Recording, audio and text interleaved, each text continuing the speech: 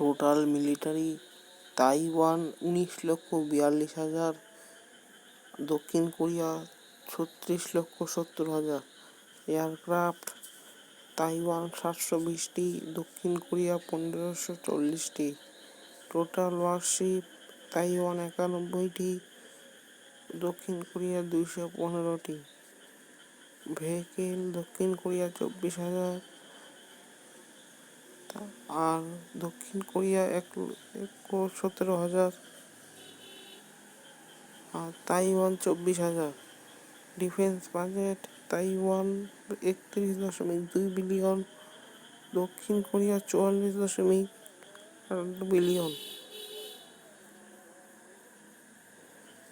তারপর GDP Taiwan 972 billion, দক্ষিণ Korea 1.90 trillion.